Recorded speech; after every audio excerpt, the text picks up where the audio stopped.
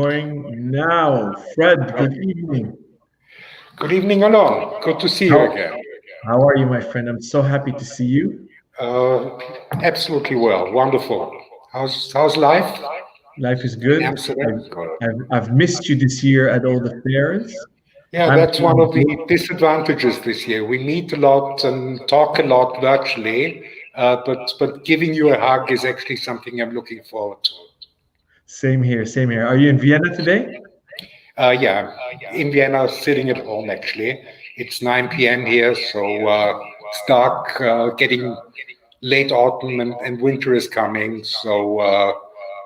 And we're in a situation where going out really isn't as attractive as it used to be. So I'm home. Yeah. So good to see you. Thank you so much for taking the time to sit with me. This is actually the first time in the Ageless Live series that we are sitting in the evening. Everybody wants to do it during daytime. All our viewers, and we have thousands of viewers accumulated now because this is the 15th episode, asked me to do one in the evening. So hereby we listen to our listeners. And they asked me to do one in the store. During daytime, I can't do it because it's too busy here. Of course. Yeah. So thank you for all the viewers and the feedback. I know a lot of people were excited also to see this session with you, Fred. Um, I can I can do a brief intro, but actually I want you to introduce yourself. But we known each other now for quite some time, and we became actually friends for our shared passion for Breitling and obviously for wristwatches and vintage watches. But it was Breitling that we philosophized a lot with my friend and colleague Dala as well. Right. Um, but maybe you can give a short intro, Fred, who you are and why you stepped out of the shadow and into the limelight, because you were only known as Watch Fred. And those that are watching and don't know Fred, definitely check him on Instagram. Okay. I've actually been quote unquote out of the watch Fred bubble for some time. From the moment I started to work with Breitling officially, you can't really step on a stage together with George Kern and not say who you are or what your name is. But for years I was on fora, of course. It was all, of course, an alias, and I've been Watch Fred for many, many years. But it's changed now. So it's Watch Fred. My first name really is Fred, but it's Fred Mandelbaum and not Watch. Exactly. What a lot of people did. So Fred is very modest, but I dare to call you one of the biggest collectors of vintage chronographs. Can I say that, Fred? I know you're You can modest and you won't ignore probably it. no, you can probably easily say that.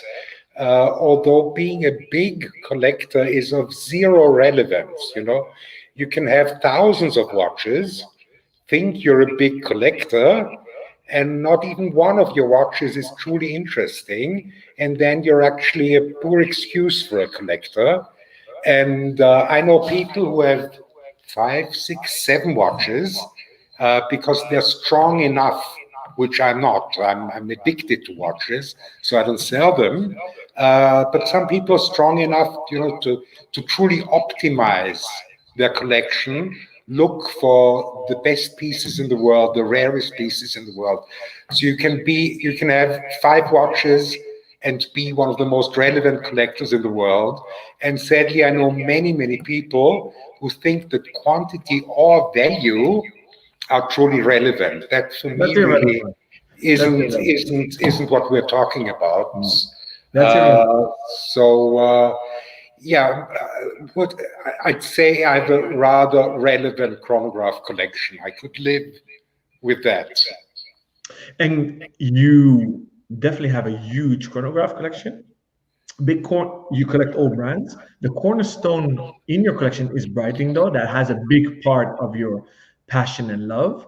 Do you have, and I don't want to use the word big, significant private collection of Breitlings? Because obviously Breitling has a museum as well.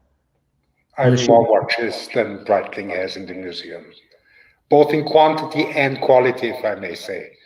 so But pay that's fine. I attention, mean, guys. Breitling, Breitling neglected. We have a different Breitling today. Breitling, there's three periods actually. There's the original period of the Breitling family.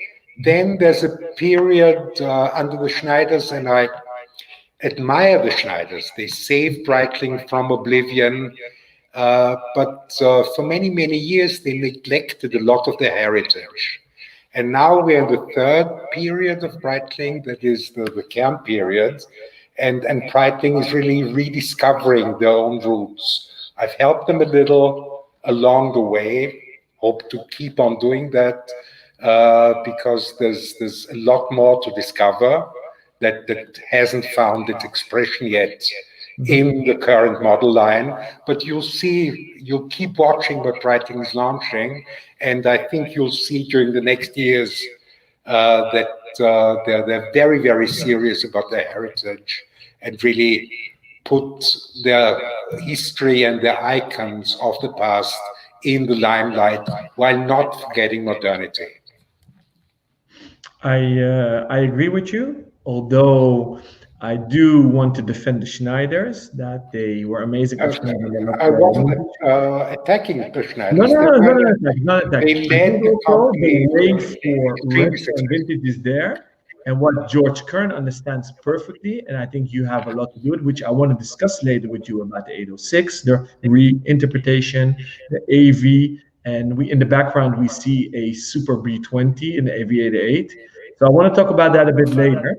I think, and that's an interesting thing, that in the modernity of today, retro and vintage is such a big thing, and that's what I want to discuss with you later. I want to discuss the art of collecting, and what I think Schneider needed to do to revive in a time where quartz conquered everything and killed the mechanical world in 84, 83, when they launched the Chronomat, which is reissued now.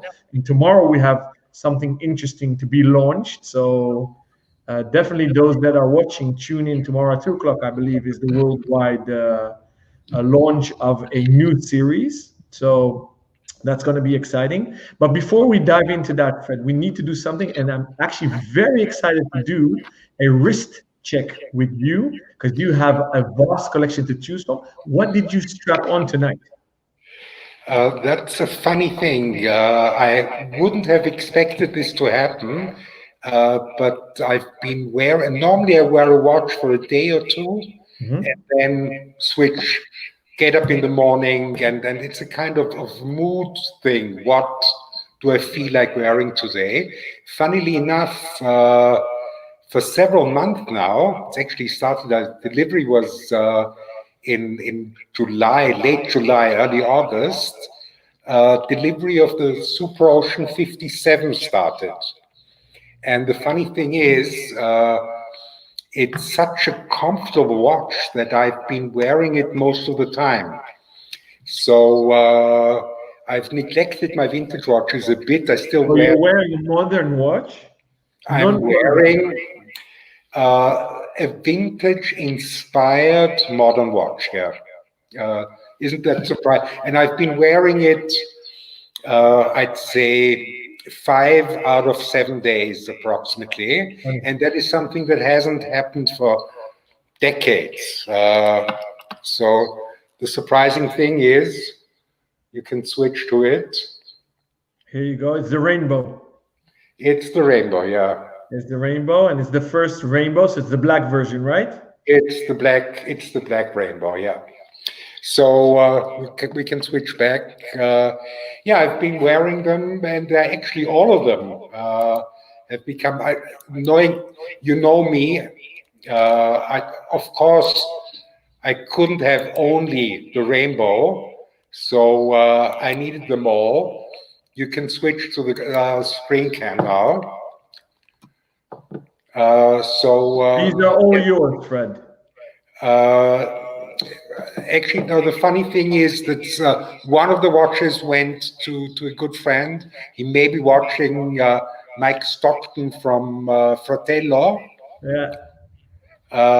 But yeah, I have 3 of them. Nice. So tell me something now that we're at this watch. So this is a vintage inspired, the original design of the Super Ocean. It's called the Super Ocean Heritage 57. It's a capsule collection. So what George Kern introduced with his amazing team is every year they create a capsule collection. They're not really limited editions, although these rainbows are. But let's take the regular model, so with a superluminova in one color, and they are produced for a limited time, and it's a tribute and homage. You often help them reinterpret them, don't you?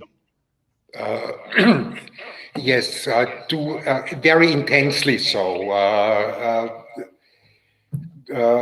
What you do is some of the vintage watches you can with reinterpretations and reeditions. Some of the vintage watches are just too small for today's market, too small for today's tastes, and that's another problem. They are too small for the current calibers we have available. So the original Super Ocean, the case itself, was 34 millimeter. 30, a bit above it, in 34 and 35. With the bezel, it came to a bit below 39.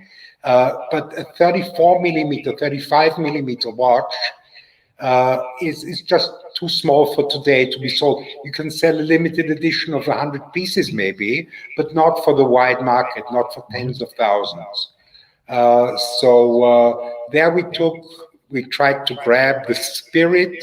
Sylvain Banneron, the head of design for Breitling, is extremely good in that. So we're sitting there, we're trying to work out what the characteristics are, what the unique design elements are, and then adapt them to slightly larger sizes. That's a watch we're talking about a watch that's 38 millimeter in diameter here. If you'd have told anybody 5 years ago that Breitling would do a gentleman's watch with 38 millimeter, they may have laughed at you. It's 38 with the bezel, it's 42. It looks impressive and large on the wrist, but it's extremely slim and small. It's 9.9 millimeter high, including the bezel. So it's sublimely comfortable. And that's a watch that is really just the bestseller in Breitling's collection is and was very long, the Super Ocean Heritage in the 46 millimeters. So it's very true what you said. Nobody would have expected that. I think we're going to a trend where smaller is definitely the present day trend that we see. Sleek and slim. I think that fat, those boldness isn't out. Boldness is still in, but clumsiness is out. Some of the old watch designs were just huge on the wrist. You couldn't put them, wear them with a jacket.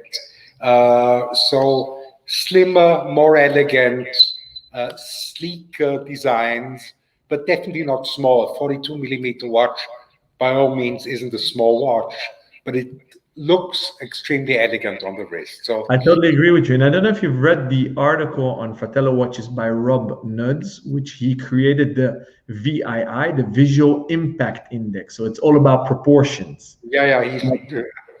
So I totally agree with him. And I think that's what happened to this capsule collection. And I think you guys did an excellent job on it. The comments are flowing in. I was just looking at the comments and the questions. So we have like 10 comments. I want one. Can you help us out? So we'll get to that later.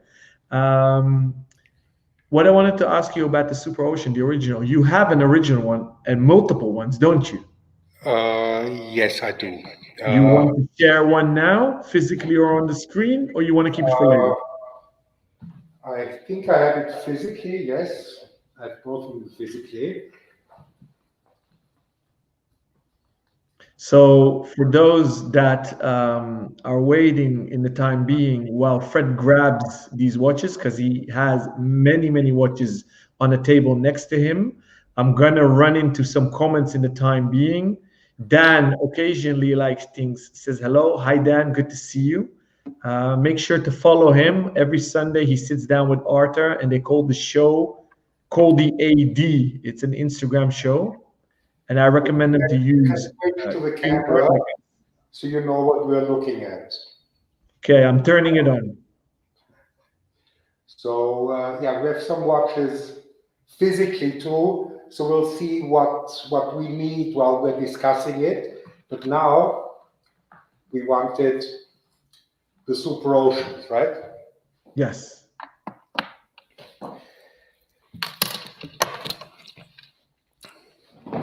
So that we're often asked.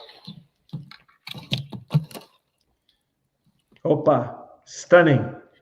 Yes, it's stunning, although the camera really doesn't. We may have a little bit too much light. Let me try and reduce that a little. So what caliber is this, Fred, while you're tuning the light?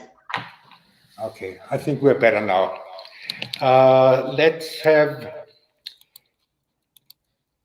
What caliber does this have, Fred? Do you know? Is it a Venus? Is it a Valjoux? Of course I know. Just a second. You can switch to the screen if you want. Yeah.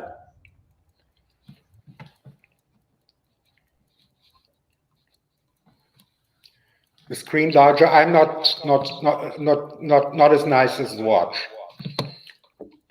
Let me see if I can blow you up. No, not me. Okay, so that's the watch we feel physically. This is one of the problems we have. One of the models we're thinking about, of course, is also this that might. Everybody's asking us, what about that? This is a Venus caliber 150, and this is so small and slim that it fits into that case. We're currently evaluating possibilities, what movements to use here, because we've got the problem that Breitling needs to be Cosmonaute certified, and Yes. it's not that easy to do that with the smaller movements. Amazing. Thank you for sharing. Okay. So and here, Fred, for you, I put on my 1969 Navitimer. When I bought it, I was told it was a Venus caliber. I sent it to Breitling to be overhauled. Took 22 months. Got it back. Super happy. On one of the factory visits to Le Chaux de Fonds, when I visited, a watchmaker was so nice to run the archives for me, and it's actually a Valjoux movement in a series produced of 2,000 pieces. He could find that in the extracts. The museum actually tried to buy it, but I wouldn't sell. So can you tell me a little anecdote why Breitling used double plane logos? So you had the AOPO logos, right, for the Airplane Owners Association.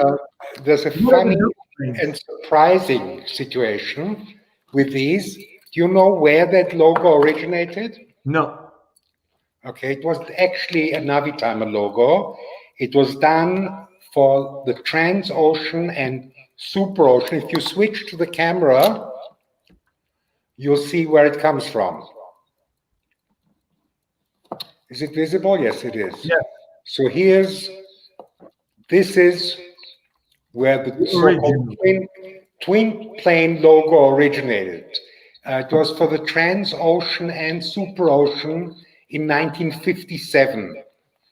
And only in 1965, they decided to use that logo for the Navitimer, because Navitimer logo was a never-ending story. They started, if we can talk about the Navitimer a little. The Navitimer actually wasn't meant to be a Breitling. Yes. The original plan was to have it sold through AOPA, the Aircraft Owners and Pilots Association only. So the first Navitimers had no Breitling branding on the dials, and were just branded AOPA, just on the case back. Then they saw that it was extremely successful. It was a runaway hit. Everybody wanted it. So they started to brand it Breitling too, but they had no logo ready. So they used the same wings that the AOPA uses, but took out the AOPA letters. So this was the Breitling Navitimer, and it took them until 1965, 11 years, to finally work out not to use the AOPA wings for Breitling branded Navitimers anymore. And this is when they decided to use the Super Ocean and Transocean logo. Funny. Now, the reason for the twin planes, why did they use it on the Super-Ocean on a dive watch? There's no good explanation for that. But the Trans-Ocean was positioned as a world traveler's watch. Extremely slim, very elegant automatic watches. So they thought a plane would be a good idea. So this is how it came to Super-Ocean and Trans-Ocean to finally land on the Navitimers 10 years later. Funny. So you see, Professor Breitling, you taught me something. I've read a bit about it. I heard theories about it, and it's a bit similar to Omega's Seamaster and Speedmaster because you have the seahorse on both case backs, which also confuses people. So yeah, there was no good reason to use a twin plane logo on the first dive watch. No reason whatsoever. They just ran out of other ideas. Omega already had the seahorse, probably that was, I have no idea what the reason was. There's nobody around who can tell us. But yeah, that's how we ended up with the twin plane logo. Amazing. Thank you for sharing, Fred. See, so even I learn every day. Listen, Fred, we have so many questions from the viewers. Do you want to run the 7 DASIS questions or do you want to dive in to questions? Whatever it is, I'm here to tell people what they're interested in and not what I want to hear myself tell. So I do want to do the questions because the feedback we've got that people really like our format and that we do these 7 questions and that we do personal stuff. So let's go through them and then we'll go to our viewers. First question, Fred, what watch or jewel is your favorite and why? I mean, I've only one daughter, so that's, I can't really compare that to children. But if I'd ask you, which is your favorite child, you'd have no answer, right? Okay. So it's the same with watches. If you ask me about my favorite piece of jewelry, it's my wedding ring, okay? Because it's the only jewel I have besides watches.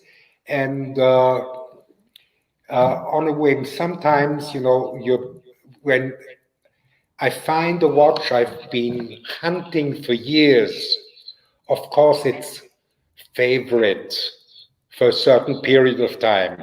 But then very quickly, it's one of many, and it will not remain my favorite. So if you want to know what my current favorite watch is, I have 2. I found 2 important watches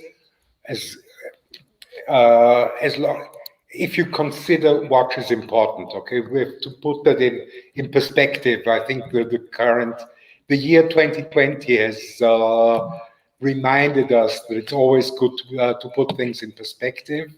But you know, when you're a collector, especially an addict like I am, there's rarity is something extremely relative.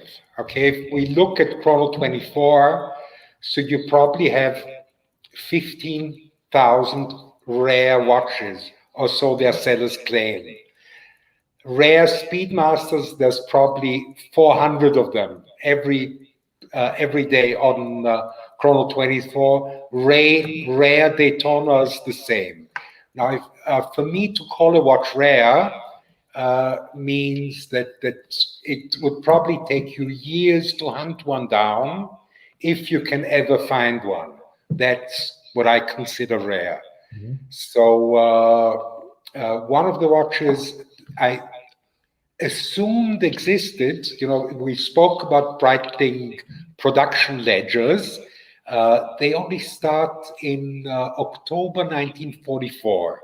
Mm-hmm. The ledgers before that were lost. Nobody knows where they are. They're probably in an attic somewhere on Lake Geneva. But we've been looking and nobody has found them. So our ledgers start in October 1944. And one of the rarest and most relevant Breitling, the duograph, the Rattrapante, was launched in summer 1944. So we have no production records. We don't know how many were produced. Mhm. So one of the watches existed only in gold Mhm. because it was produced in November 1944. And we always thought it must have been produced in steel too, but we didn't know it. So that's a watch that I found. We can Wow. now switch to it if you want. We're at it. I blew up the screen. Obviously, I Okay. follow you daily on Instagram, and it's a highlight a highlighted moment in my day because I love your collection. I love rattrapant movements, and this is mind Okay. blowing. So for people that don't know how the movement looks, I'll put up the movement. This is art. Okay, this is a Venus caliber 179. Mhm. As said, introduced in early to mid 1944, produced until the late 1940s, and until some years ago, relevant brands were still searching for that movement to produce their line of watches. It's one of the loveliest and most outstanding chronograph movements.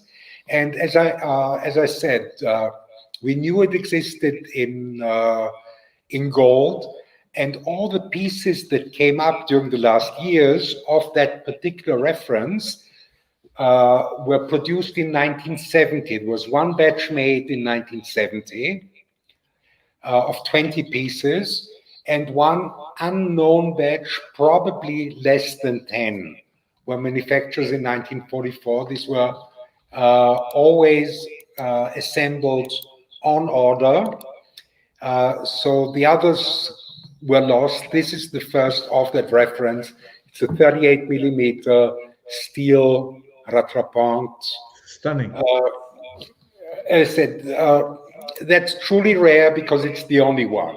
Stunning. And for those that are watching and don't know what the rattrapant means, in German it's a doppelchronograph. It's a split second chronograph. Anyway, it's difficult to make. It's a complication that's very elegant, very stunning. And what gives it away is the double second hands on the central axis. Stunning, Fred. Congratulations. And Okay, and we spoke about the Navitimer. yes. I'll show you a Navitimer in reality.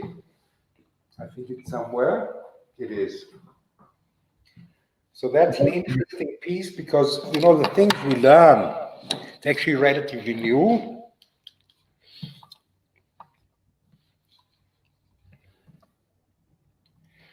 Okay, but I have a picture here too. Let's switch to the pictures. So this is with the AOPO logo, right? This is, I'll tell you a little bit about that. You asked about, so the interesting thing is the first 100 pieces that were produced without Breitling on the dial, but so were another 1,000 or 1,100. But the very first 100 have a different second hand, and they have different shorter lugs. Mhm. So that's a reference that this would be the Navitimer Grail, one of the first 100 produced. Less than a handful of those have survived. So this is On that this would be another topic, one. if I may ask you, they started off with the Navy Times with the rice bead lunette bezel. Yeah. When did they go to the faceted one? And did they produce them simultaneously? No. No. So we're. Let me see if I have anything here from that period. Apparently, funnily enough, no. They're all beaded.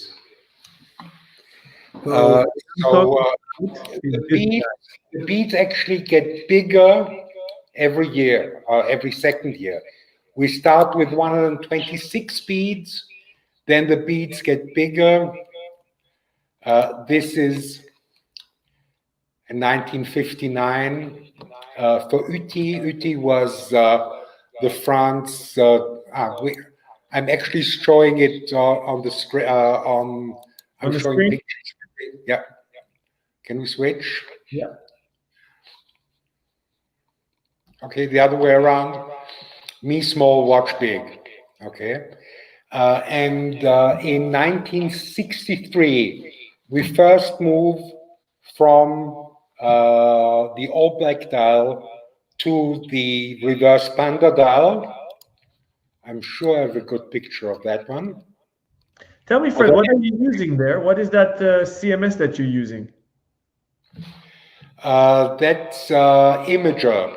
It's actually okay. So if you want to switch to it, so this is a 1965 twin plane, one of the first ones with the reverse panda bezel.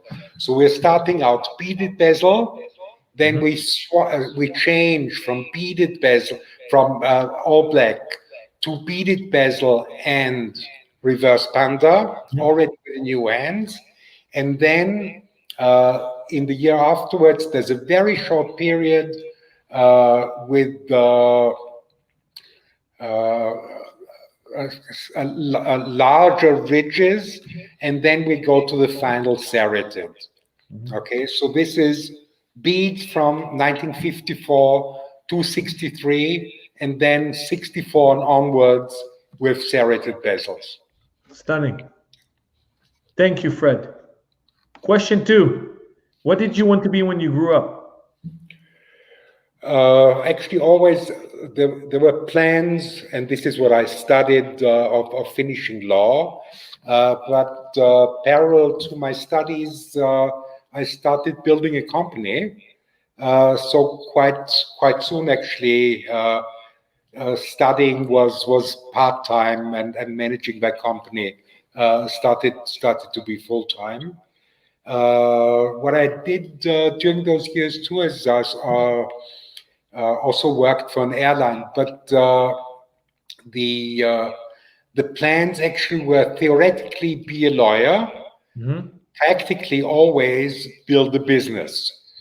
So that's how it went. Nice. And today you're by day tech entrepreneur and 24/7 watch enthusiast. That's true, yeah. That's a good description, actually. And a great father and husband, because I love your posts on Friday night. Always tribute to your lovely wife and daughter. Who is or was your role model? That's nobody well known. My role model was probably my father, and still is. He passed away many years ago, but you're lucky enough to still have your father, and as we say, until 120 at least. Now, my father was neither rich nor he was a very good dancer, which I'm not. But he had the friendliest, biggest heart you can imagine. He was the warmest, most respectful, the happiest person. I mean, look, he fled Poland to Russia in 1939 when the Germans invaded. He spent years in the gulags in Siberia, and typically for him, he had only good stories. He had only good things he remembered, people that helped him, people that he could help. Frankly, he's probably, and he was the best father in the world. He was my best, still is.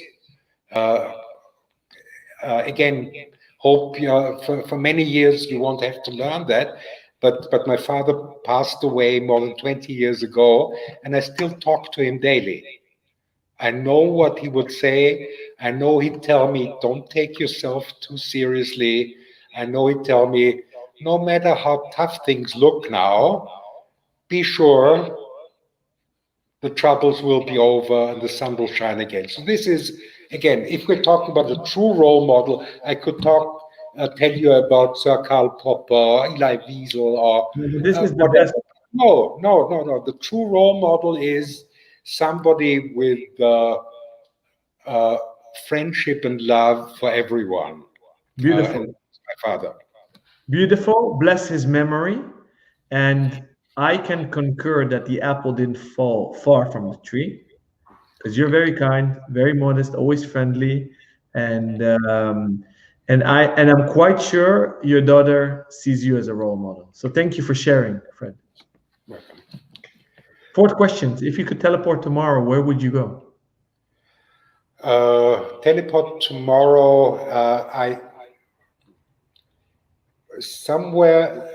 It's a bit late already, but I'd probably still try to go to Sicily and sit somewhere on the southern beaches of Sicily, sip an espresso. If I may, I'd like to take some of my friends along.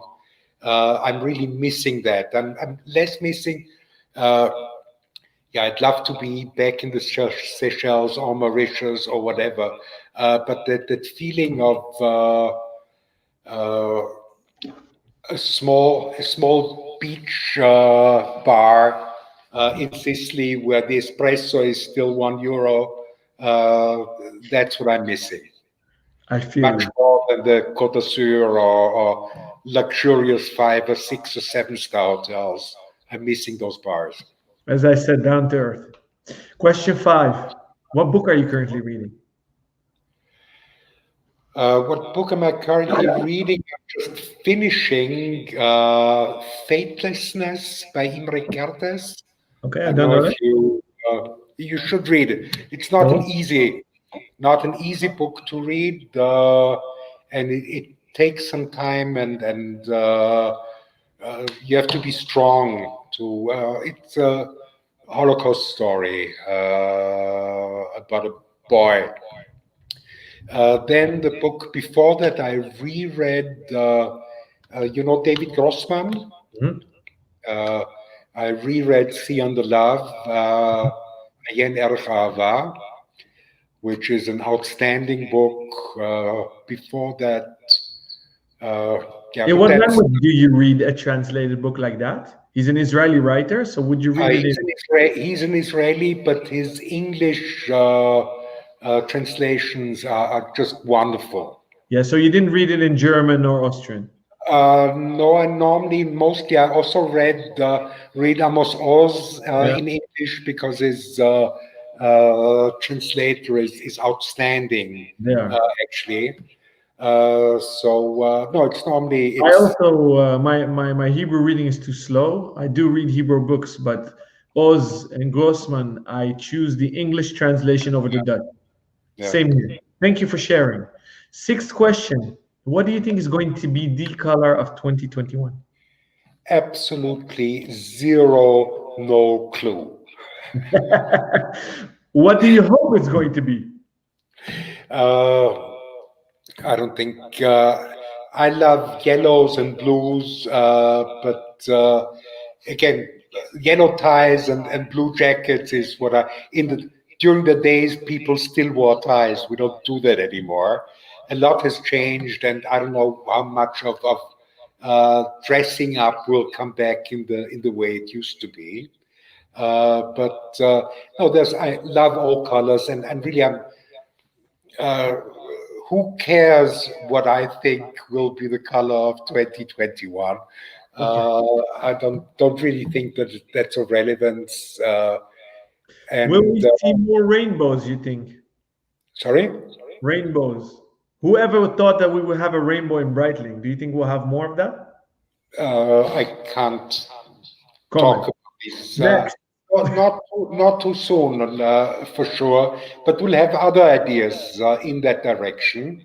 And I was extreme. I was, to tell you the truth, I was a bit afraid about the misogyny and the homophobia that did arise for some days, but it's gotten better and it's an extremely successful watch today. And I love the fact that the George had the guts to go ahead and do that, because there was nothing about LGBT or whatever. When Sylvain had that idea, it was an expression of love and joy and happiness and hope, because Yeah. this is what rainbows really stand for. And I'm totally happy with anybody who sees that as a sign for himself. If the LGBT people love the watch because it reminds them of their own life, most welcome. For me, it's just the joy of life, beach, sun, happiness, something all of us rather urgently need again. It makes Hopefully, everybody yeah, smile. That's the fun thing. So, last question: have you been to Amsterdam before, and what's your favorite memory? now, my favorite memories I'm not going to share. Because the favorite memories are too long ago. The first time in Amsterdam was, I think, 1976 or so, and it was wild days in Amsterdam, and I was very young and very wild. So let's not share that. Okay. Uh, but I've been back quite often. I've been back with friends and my wife. For years, I came every year for the ISE trade show in Amsterdam. Although that really doesn't count, because when you're going to a trade show, you're actually not in the city, and Amsterdam deserves better. Yeah. But lots of good memories in Amsterdam. Actually, the nicest memories, my wife, my wonderful wife, is from Turkey. And in Turkey, people do not ride bikes. Okay, it's just not done. You're driven by, frankly, you wouldn't drive a bike in the streets of Istanbul. So it was the same when she was young. And we tried to teach my wife riding a bicycle in Amsterdam. And we got very, very close to a swimming lesson instead of a bike lesson. Into But the canals. in the last second, we stopped her from falling into one of the grachten. So that's Amsterdam. Funny. Glad Thank to you. So before we go into the questions of the viewers, I have loads of questions for you. The first and foremost one: what got you into collecting, into watches? What was the spark?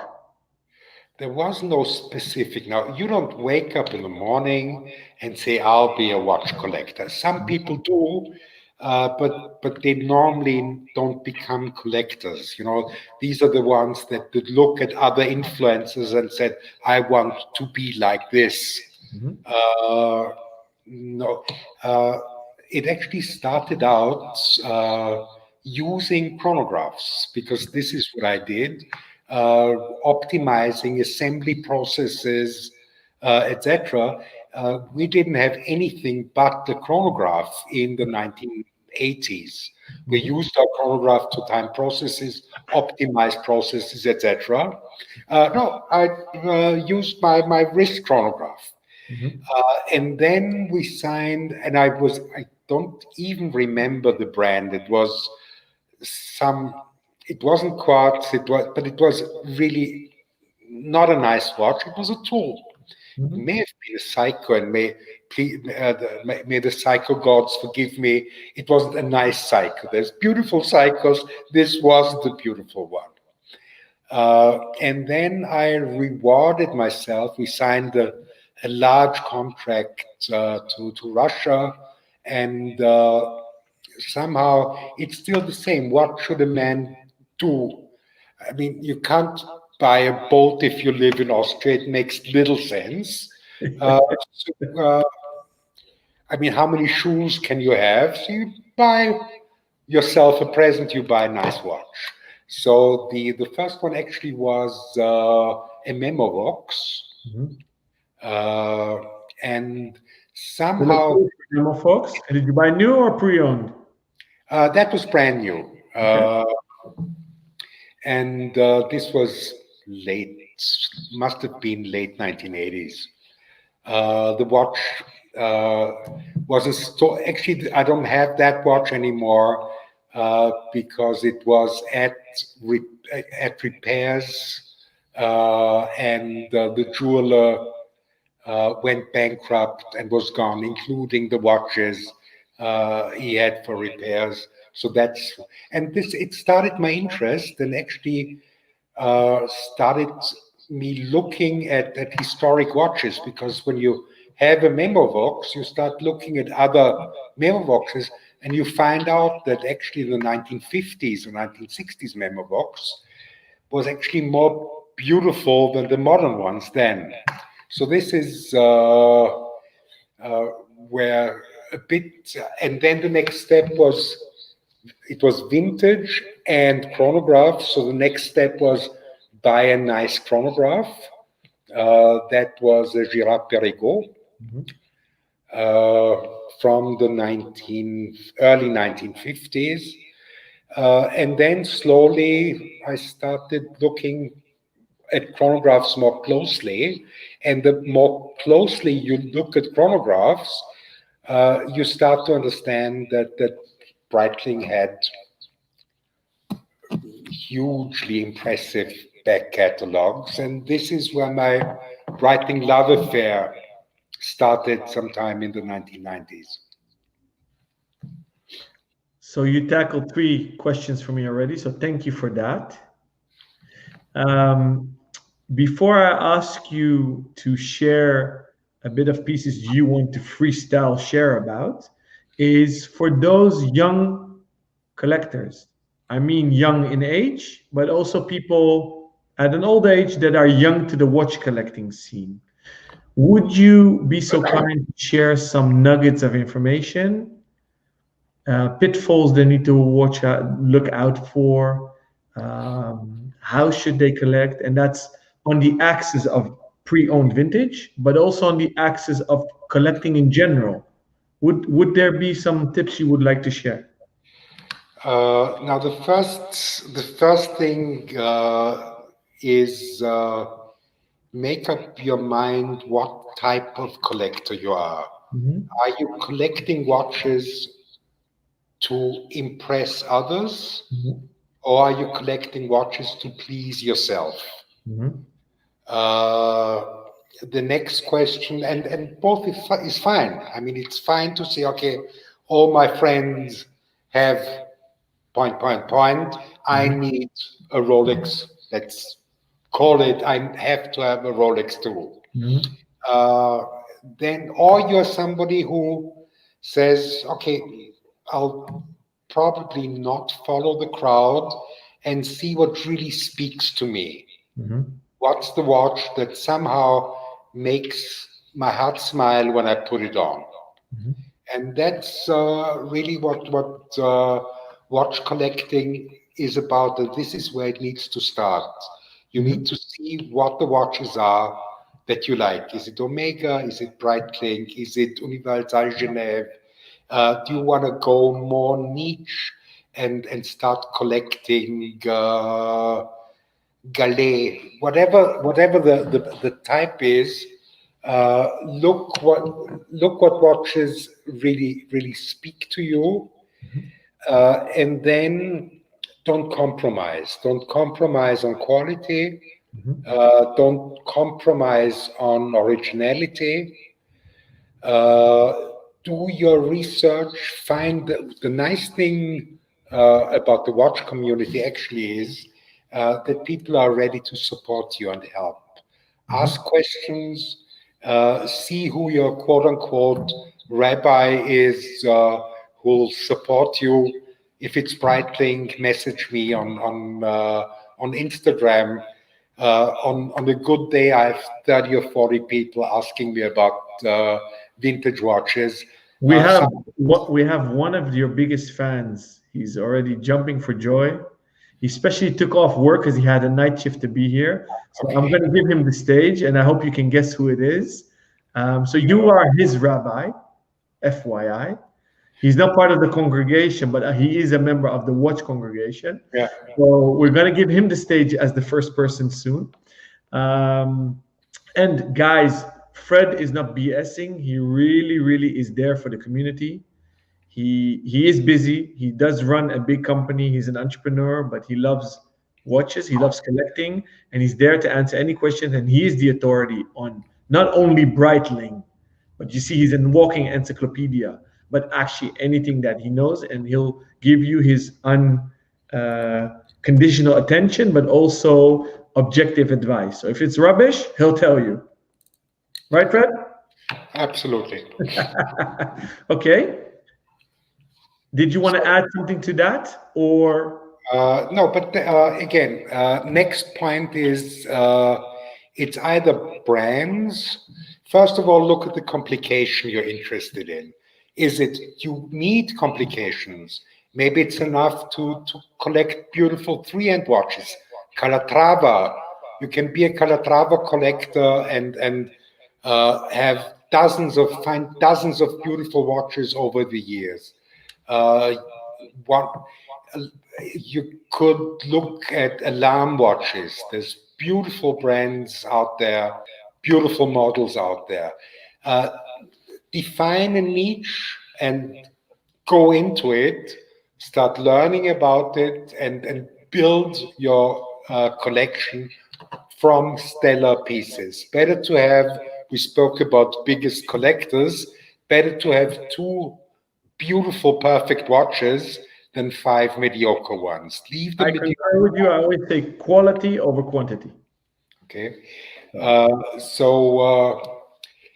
Other segments. And then if you're going into the, let's say, chronograph segment, you could, of course, look at military chronographs, pilots' chronographs. There's niches. It's better to look at a niche, concentrate on a niche, and build a collection inside that niche than having an example of multiple but unconnected watches.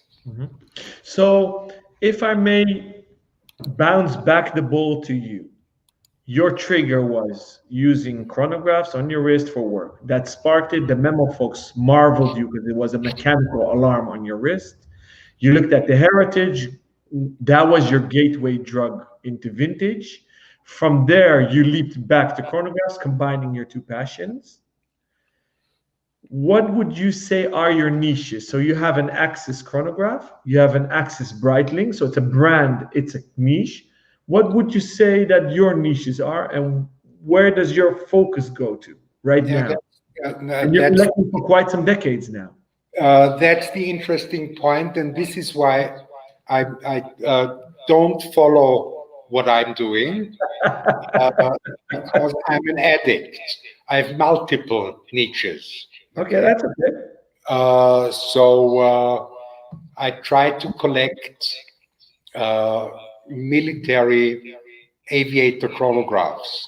I try to collect elegant golden chronographs. I try to collect date and moon phase complication chronographs.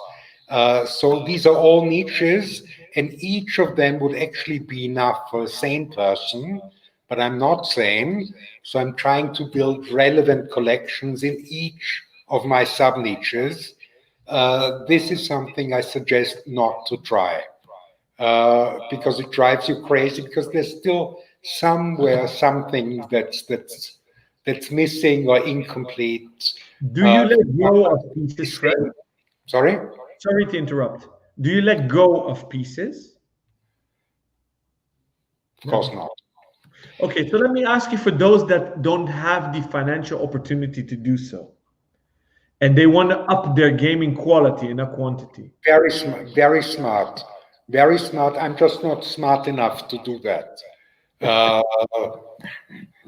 Okay, then this question for you, Fred, about the quantity versus quality issue. Let's say you have 5,000 euros budget.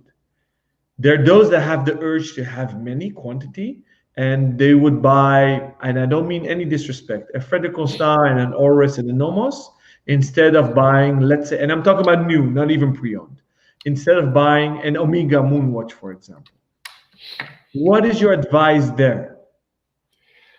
I can't really, very frankly, it would be disrespectful towards Nomos to put them below Omega, It's especially with new watches.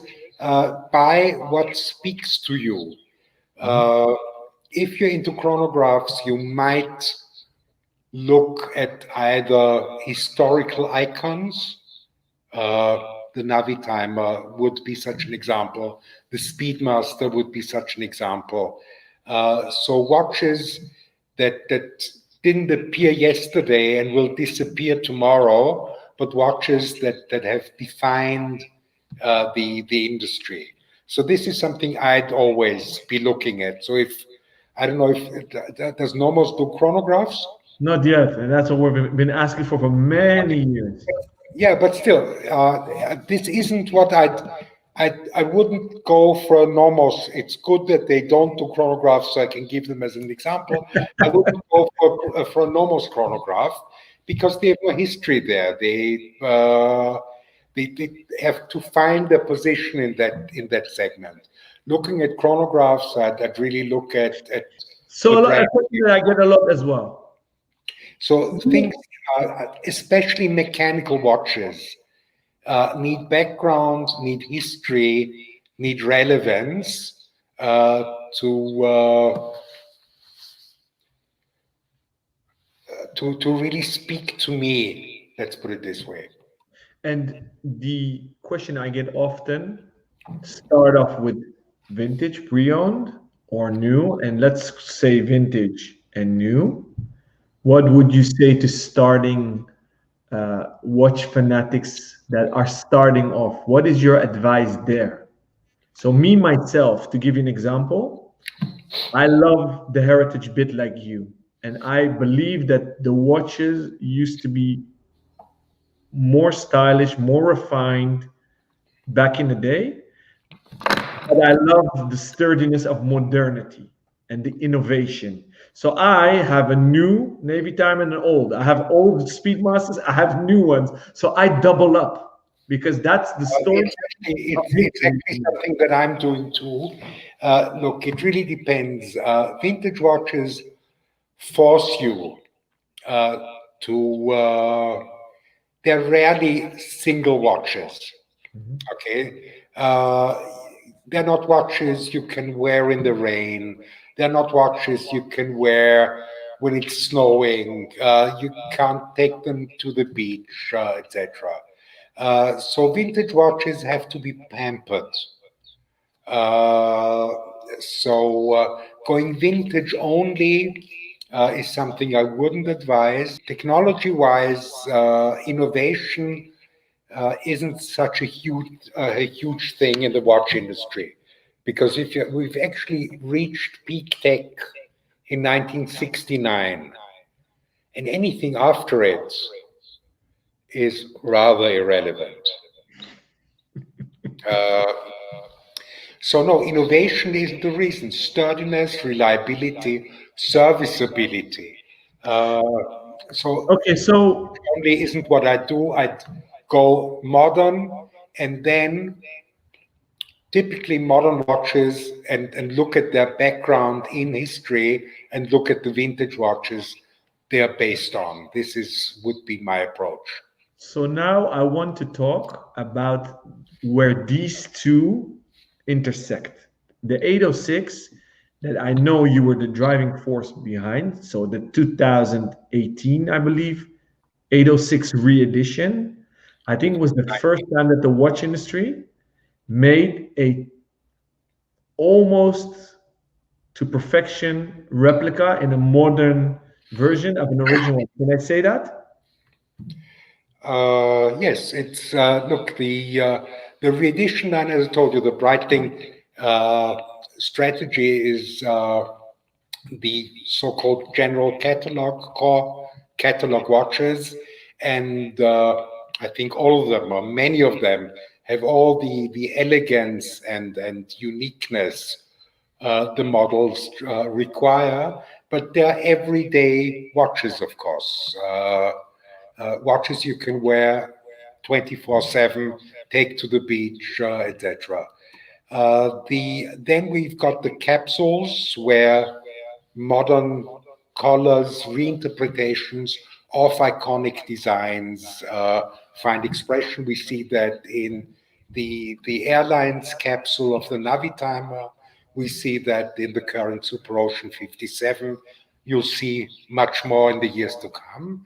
And then we're doing one reedition per year.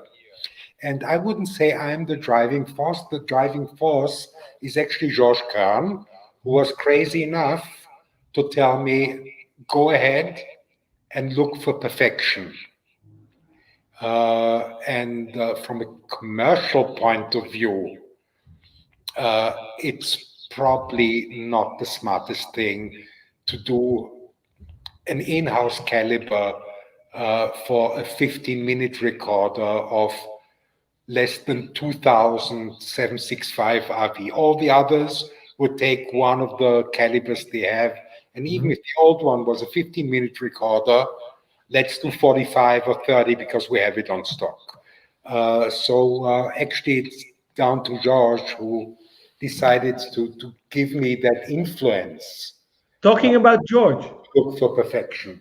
how was the first time you guys met, and how did you meet? How did we meet? It was early August 2017. I was in Italy. It wasn't in Sicily. It was the Veneto, in a beautiful hotel with typical crazy tourists, beautiful old villa, huge pool, and all the idiots in the hotel ran to Venice. And we were totally alone, huge pool. We were solo at the pool. It was beautiful, lovely day. My phone beeps. I have an Instagram message. And this was when there were rumors, unconfirmed rumors, that George was leaving Richemont and was taking over Breitling. Okay. So my phone beeps and the Instagram message says, "This is George Kern. Can you call me?" So that's how we started to talk. I called him. We spoke for an hour, more than an hour. I was running up and down next to the pool, and then he came to Vienna quite soon, days after he officially took over. He came to Vienna with Lionel and Alex, and we sat for hours. And he was like, I hope he won't mind if I say that, it was a bit like a kid Christmas evening, because Why would he? Why would he mind? I mean, he has passion for watches, and he yeah, has a passion for but Breitling. he didn't really, he knew the current line, he knew the icons everybody knew, he knew about the Navitimer, but he knew very little about the depth of the back catalogs, the Datoras, the duographs, those beautiful early Premier, etc. So he was Lucky, really lucky him and lucky us.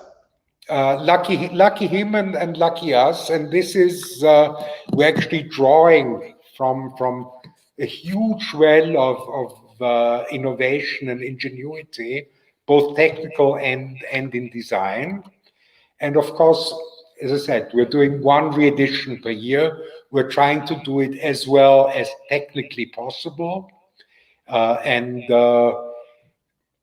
There's several weeks when I'm the most hated person in Grenchen because I'm driving them crazy, and we're doing 6, 7, 8 prototype runs until every detail is really perfect. And I don't know if you on the first Navitimer re-edition, we still had some imperfection on the hand-painted loom.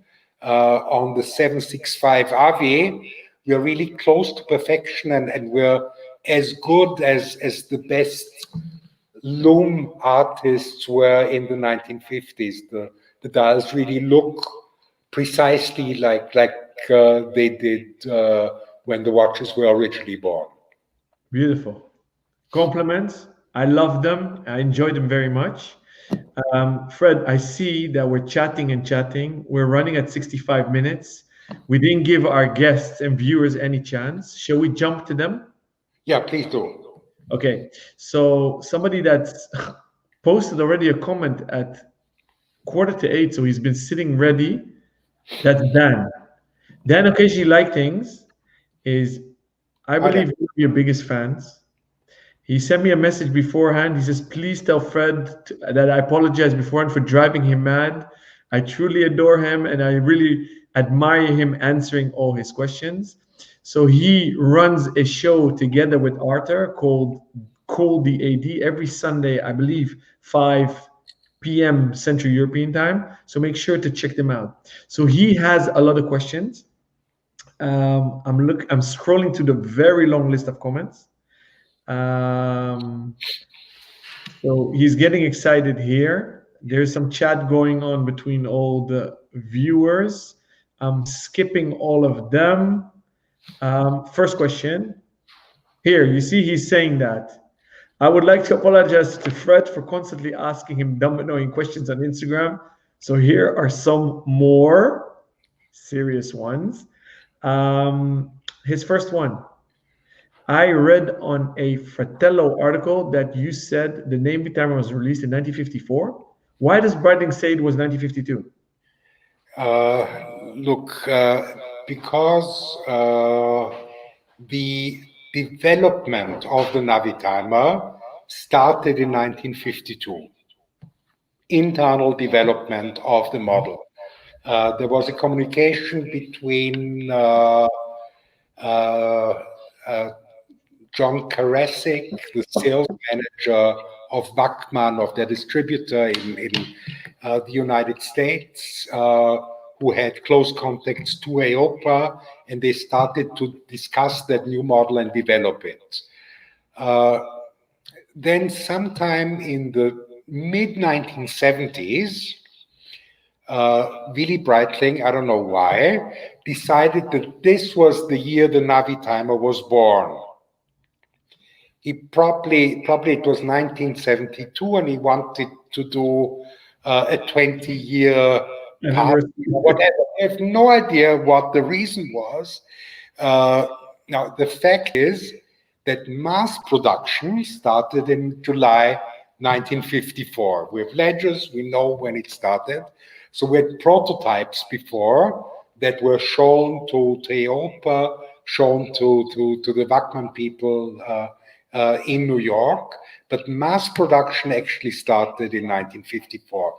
So as we had several 1952 memento watches in 2002 and 2012, and who knows what we'll have in 2022.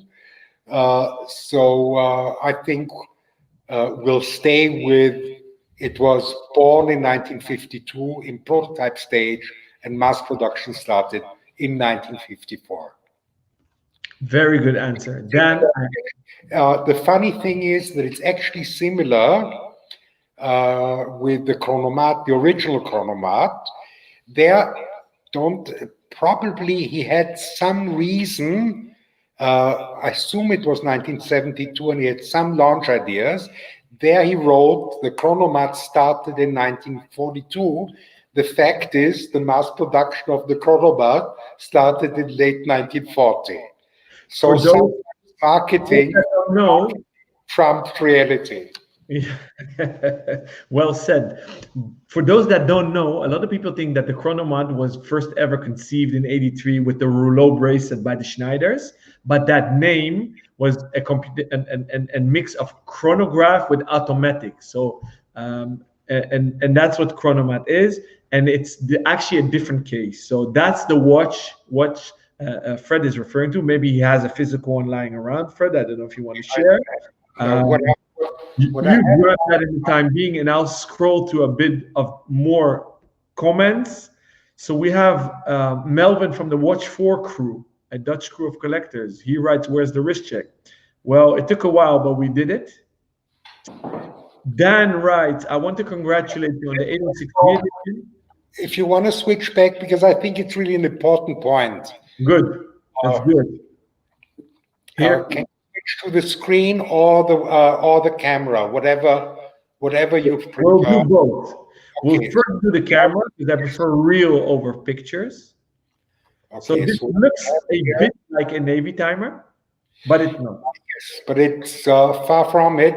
The Navitimer, stop saying Navitimer, it's navigation, and it has nothing to do with ships. Just a sec. Yeah, so that's a good point, Fred. Americans say Navy timer, but there's no Y in there. There's an I. Navi timer. It was always the Navi timer. Yeah. And some people decide that they prefer to call it Navy timer, but no, it's navigation and timer. So if we want to look at the history, we have the original chronomat, and it wasn't chronograph automatique, it was the chronograph for mathematicians originally. You're right.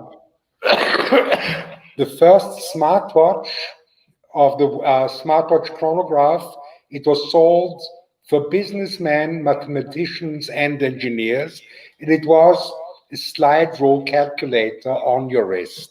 So the Navitimer actually is just a variation of that chronomat, and this is the oldest industrial design still in production until today. I think the Porsche Gmünd was 1942, were the very first designs and prototypes.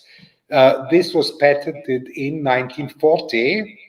And if you look at the watch and look at the current Navitimers, the design lives on in 2020, and I assume it's going to live on in 2030, 2040, etc.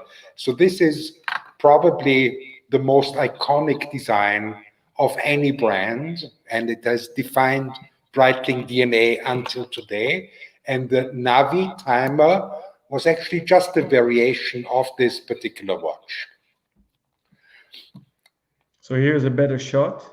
Yeah, is anybody old enough here to remember Mario Lanza? Probably not, because even I'm too young to really remember him. This is one of those unique pieces.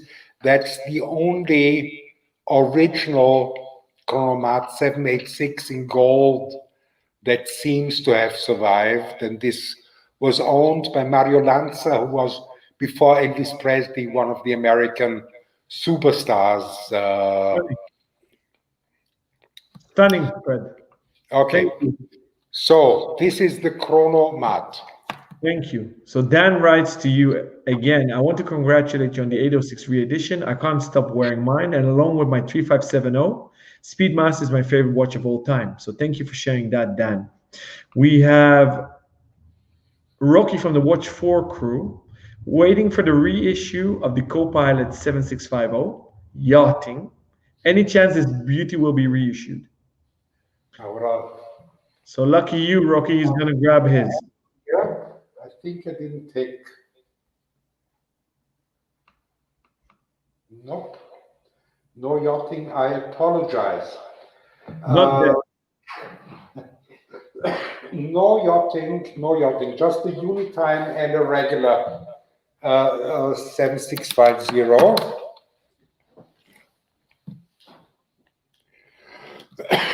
So for those that don't know the 7650, this is a slightly beefier variation of the Avi, launched in 1969. Stunning. Okay. Let's see if I have a picture of it. The short answer is this is not, it's not off the list, but there's no decision regarding timing yet, but it is on the re-edition potentials. Okay, guys, all in favor, start spamming George Kern on Instagram. Good luck. George is a bit unsure if the yachting has enough of a following, but I think we can convince him. Good. Okay, guys, start spamming. So I know you still hear me, Fred, so I continue. My friend Gary from Swiss Made Obsession writes here on YouTube, any chance we'll see a re-edition of the Cosmonaut 809? I so want this, he writes. Please make it happen, Fred, please. I promise that I'll do my very best. So what does he say? Does he want the slim bezel or the wide bezel? I guess Gary, which he is a pilot, so Gary would, I guess, want the wide bezel because he's OG and pilots need rugged.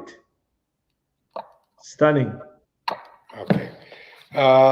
So yes, this is on the list. I can't comment on dates, but I wouldn't be surprised.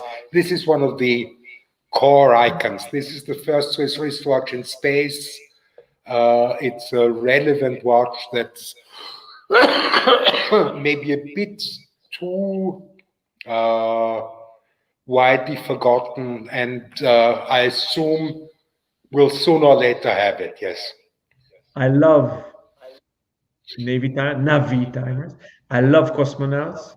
The Scott Carpenter story stuck in my mind. Question for you: those that don't know, and the image is upside down, but what's special about this watch? It's a 24 hours dial. Means it doesn't run twice.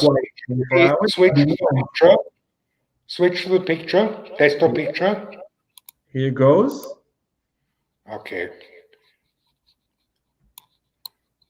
Perfect. Okay. So we have had two versions of the early Cosmonauts. The wide bezel, which is 43 millimeter, that has an interesting story. Why was the wide bezel Cosmonaut? This is actually the epitome of tool watches. Scott Carpenter called Willy Breitling. Funny enough, he called Switzerland. He didn't call New York. Nobody understands why. And Jack Karasik was a bit hurt when that happened. So Scott Carpenter was ground control for John Glenn for the first flight in Australia, and he met a group of British pilots there who had Navitimers. And to quote Scott Carpenter, the astronaut, they were dandy watches, that's what he said, but he wanted a 24-hour dial. So he just picked up the phone. Being an astronaut, he was probably, let's say, somebody who really believed in his importance. He called Willy Breitling and said, Willy, I want that watch, but I need a 24-hour dial. And while you're at it, that 40 millimeter bezel is a bit too slim to comfortably use it with my space gloves.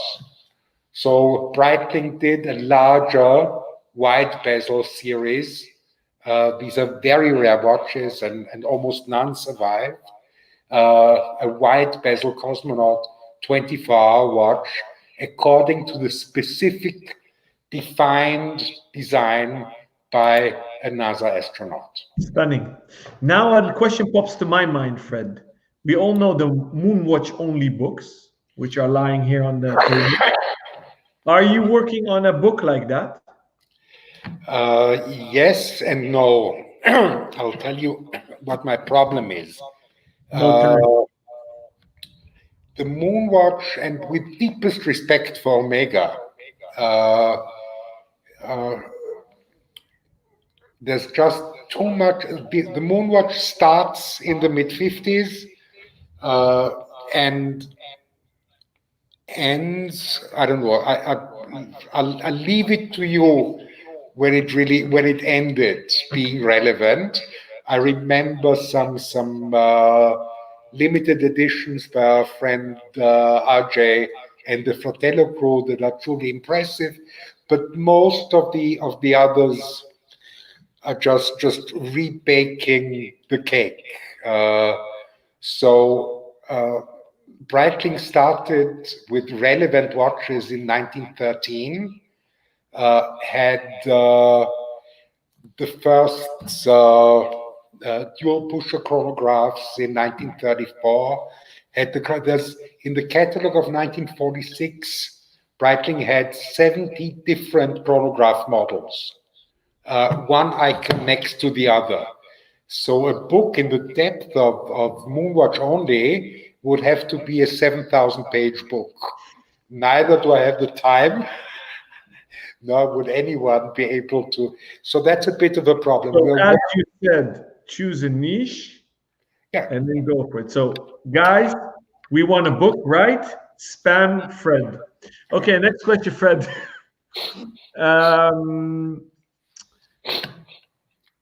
Dan writes, Fred must have a walk-in watch wardrobe. Can you imagine? Yeah, I can actually imagine that, Dan. Well put. There are a lot of comments going on about the rainbows. This one, I'll give a stage. Rocky writes on YouTube, still waiting for my Supernotion Heritage 57 Rainbow in Black. Tell George.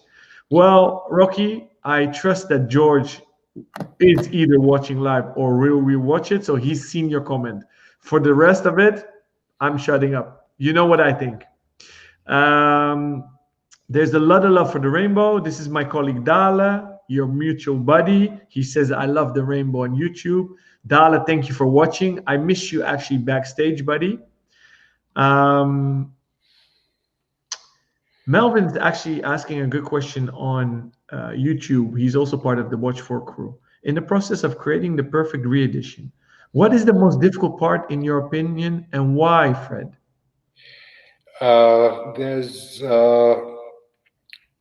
actually probably it's because it's getting so much better than it was. It was a bit of a cultural thing in the beginning to convince the dial manufacturers to do hand-applied loom, because they said, we can do it more perfect on the robot. And I said, yes, of course you can do it more perfect, but it loses its soul. It was difficult to rediscover that pride in detail in many ways. You know, if you look at vintage watches, cases are extremely precise. Every chamfer is sharp and perfectly made. Robots have, funnily enough, a hard time duplicating that. So you have to try very hard and make sure you reach that level of perfection. So this was hard. As I said, it took. Then if you look. Easy dials like the 765 Avi, each number, each character is different. On the Avi, there are 4 different 3s. Each one is different. Each tick is different. So what they did then is to be as sharp as they look. Actually, it looks like a non-serif, like a grotesque font, but it's actually a serif. It has minuscule serifs, hand-drawn minuscule serifs, and they disappear. You don't see them anymore, but they add to that crisp sharpness the vintage watches had. And this was the most complicated thing, was to tell that poor dial designer he'd have to redo the dial again because he forgot the minuscule serif of one of the miniaturitics, and he didn't see it.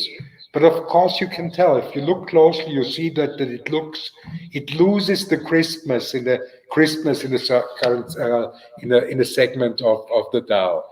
So it was a cultural thing, really, because Breitling is of course an industrial watch manufacturer. It's not one of the independents who produce 5 watches a year. This is industrial mass production, and this is what Breitling always was. But they had the tendency of perfection in industrial mass production, and bring that back really. It's different details they look for, and with modern watches.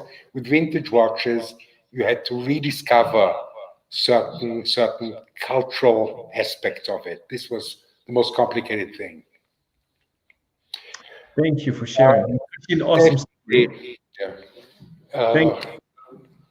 So we're actually 1 hour and 25 already. How are you on time? I'm fine. Okay, so let's keep running. 1 hour and 10. Rewatch. This will be published on theaces.com, so they can watch it in chunks. We'll make snippets. I'm having fun.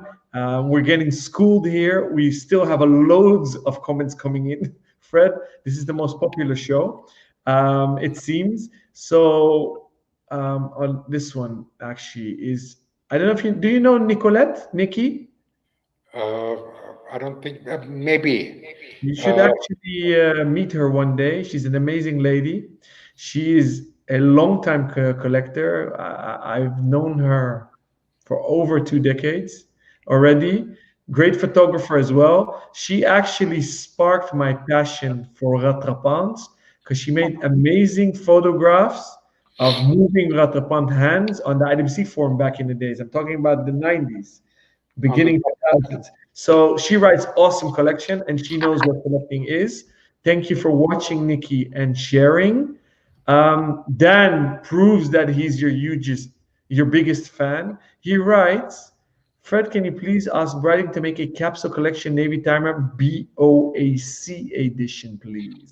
The problem is that it isn't that easy to get the rights to logos, but you should write to Tim Zeiler at Breitling. Are you listening, Dan? Sorry? No, I'm talking to Dan. I said, are you listening? I'll message him. We should write to marketing, but as I said, there will be future capsule editions. I'm not sure whether there will so soon be another Navitimer Airlines edition, but never say never. We've had somebody asking about the 7650 Yachting before, and many people probably don't know how it looks. If you switch to the picture desktop for a second, we can put that up. Okay, so for all those that don't know how 7650 Yachting looks, that's also interesting because it's normally these colors are called 1970s colors. Actually, Breitling introduced those in 1964 with the 765 CP Yachting. It's the same watch design, slightly smaller. Stunning. Okay, and Rocky likes it because it's the Dutch flag, red, white, blue. Okay. It was Rocky who wrote it. Stunning piece. Good pick, Rocky. So let me see. Victor is my buddy, works in aerospace, writes, wow, not my make really, but what a knowledge, Fred. Thank you for watching, Victor, and commenting. Melvin asks, in your opinion, do you consider Breitling to be more a diverse watch brand or pilot watch brand? Good question. It is most definitely the most important defining product line for Breitling is the Navitimer, and it has established really iconic position in the market. So even if you look at the past, aviation was always from the mid-1930s onwards, always a mainstay of Breitling. Breitling produced cockpit chronographs for the British Air Force. Breitling produced cockpit chronographs for Boeing and McDonnell. So most definitely, if we have to choose between the two, aviation was always a major element for Breitling, but so was diving. But again, diving was a small niche in the 1950s. And if we're looking at quantities, Breitling probably sold 30 aviation watches or more per dive watch they manufactured. Good answer. Thank you. Great nugget of information. Next is Victor again. He writes, "Love the way you moderate." Thank you, Victor. I Same do here. my best, but this is great fun for me. Dan loves the interview. Um, Dala asks, which other brand you think could use a bit of watch Fred magic? Good question, Dala. It's an excellent question, but I can't answer that because it would be unfair. But I think several would. I think Which uh, one? I think several brands would, without doubt. Some I, again, I'm too close to one brand to really talk about that openly because it would sound like criticizing, and it isn't, because I love many brands dearly, and I'd love to see them uh, reborn in all their glory. And several could use a bit closer interaction with the fan base. Let's put it this way. Put very elegantly and eloquently to help answer this question. Just look at his Instagram feed, guys. It's not just Breitling, and he gave a feedback about Omega, but you own a lot of Speedmasters yourself, so you truly have a wide passion for watchmaking. Hugest respect. Yeah. But as I said, it's so easy to criticize. Yeah. And I've huge respect for anyone who lives in the current market and survives in the current market. Huge respect for any company that survived the quartz crisis, etc. So True. criticizing is always easy. Because you have a lot of watches of amazing watch brands that did not survive. So that's what you're referring at.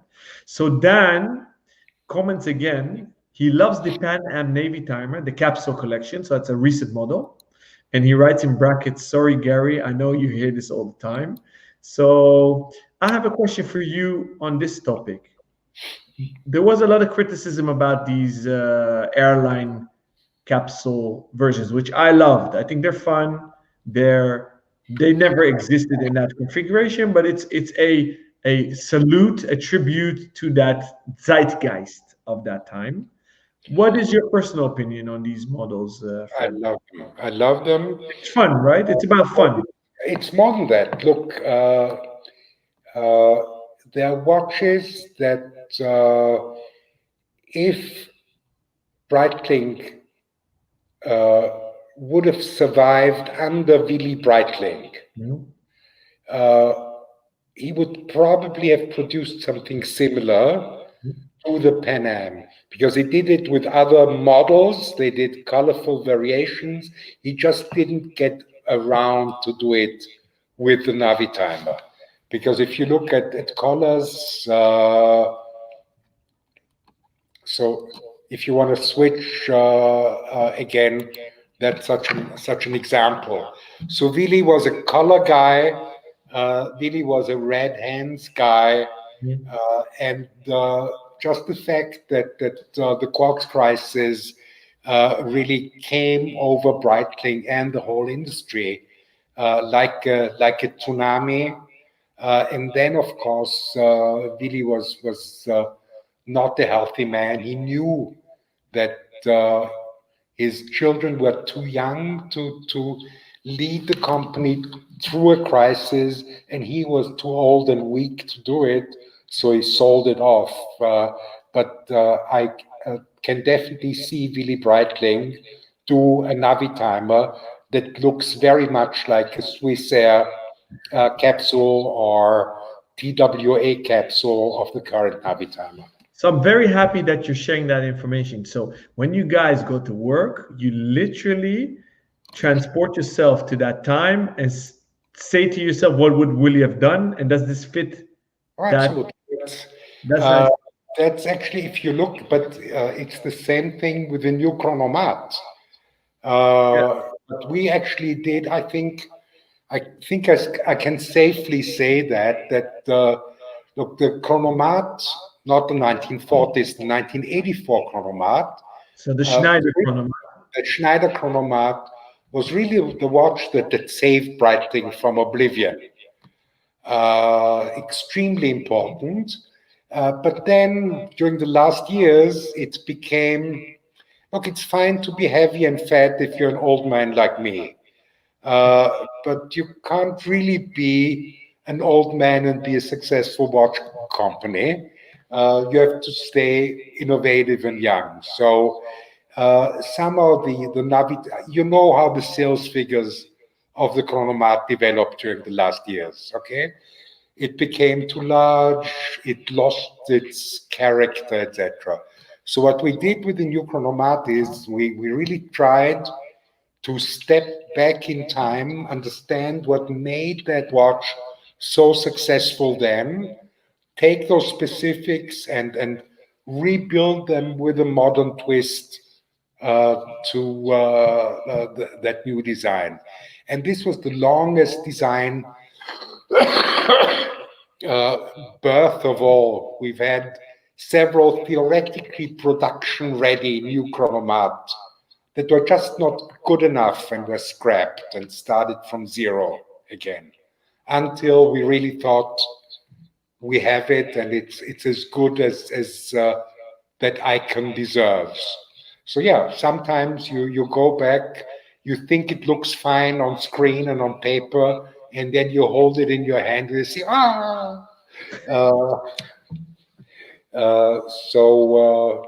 it's a long story, and you go back and back and back, and I admire Georges for saying, okay, yes, guys, we may lose half a year, but this just isn't good enough to be the new icon.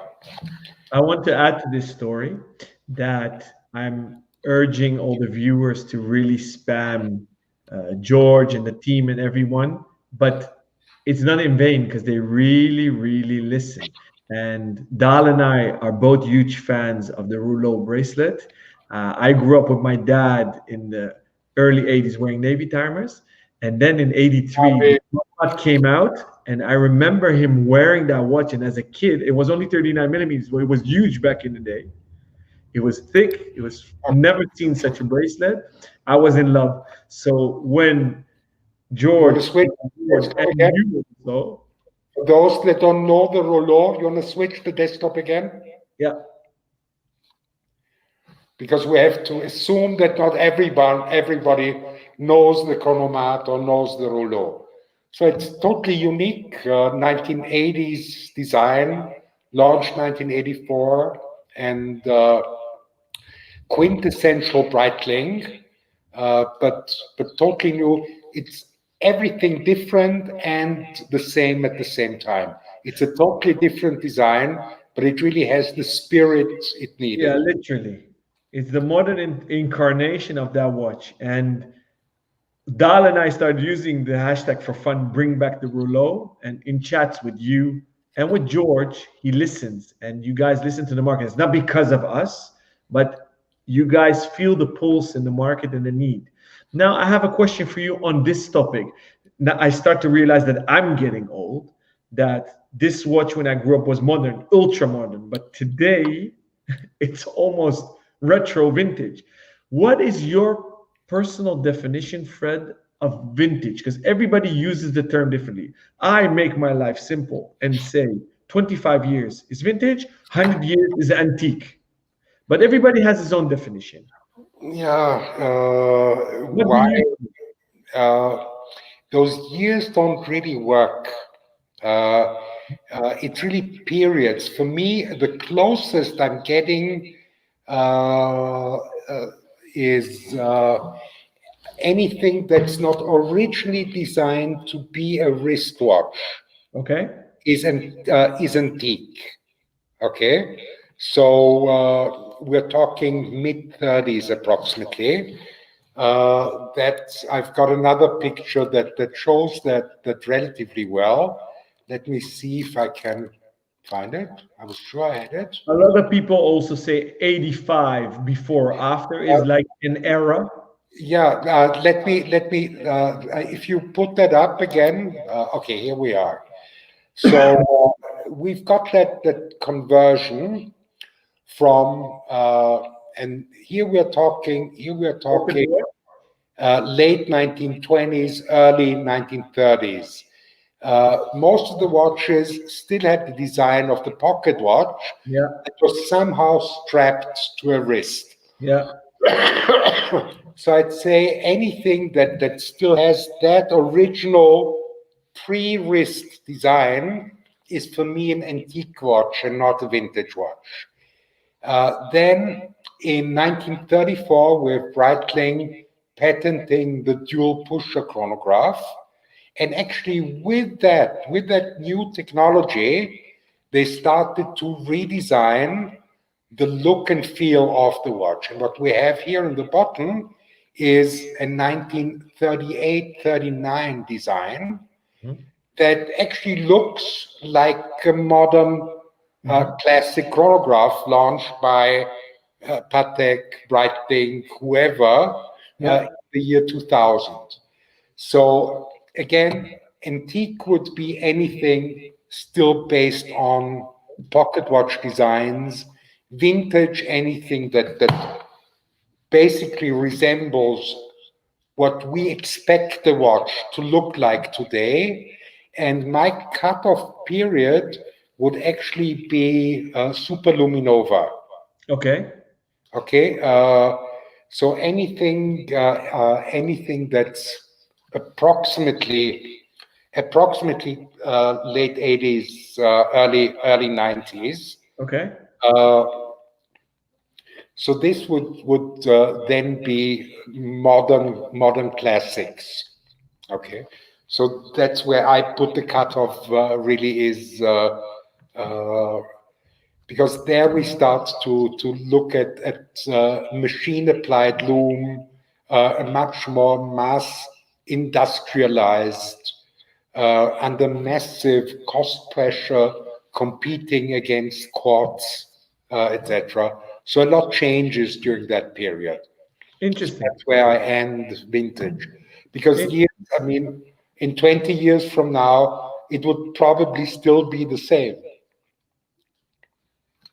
So the cut would still be the transfer to superluminova. I agree. So, a trick question for you. What is the most contemporary watch you have in your collection that's not a retro or a tribute or whatever? Would you ever buy an MB&F Uhrwerk kind of watch? For me, that's truly contemporary, pushing the boundary. By MB&F, okay. I admire MB&F. I don't understand the Uhrwerk design language. I admire the technology. It's not, the design doesn't speak to me. The design of the Renaissance, for example, does. Yeah. But that's a very personal. I admire Grail, I admire Grönefeld. So there's many watches that I'd love to own. Problem being, if I have 250,000 euro to spend for a watch, I'd probably go vintage. So the holy grail often in vintage is Patek. Do you own Pateks? Because I hardly see them on your feeds. I own one Patek that was handed down to me from my father, and I don't wear it because I don't like it. And look, the problem about Patek is I'm a chronograph person. And then I'm always looking for the best examples in excellent condition of the relevant models of a particular brand. So we are looking, if we're looking at vintage, we are looking at 500,000 plus. Looking at Patek, and this would very, very quickly force me to start selling watches. So that could be the answer to your addiction, the antidote. It may still happen. I really admire them. On the other hand, the ones that I've seen, and again, please don't interpret that as disrespect. But I'm also in many ways looking at watches, looking at cars, those super ultra luxury Koenigsegg, etc. Even McLarens.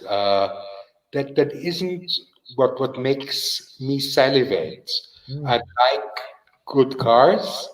I like style icons, but I'm looking for mass-produced product, and it's similar with watches.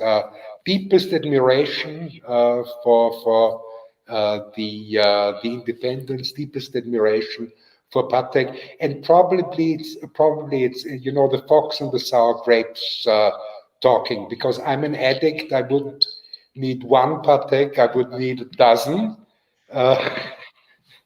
So you stay away. So I really stay away. On topic of cars, on the wrist shots, I see you have a range. Modern one. Do you have vintage cars? And I lost my earphone. Here it is again. Come again?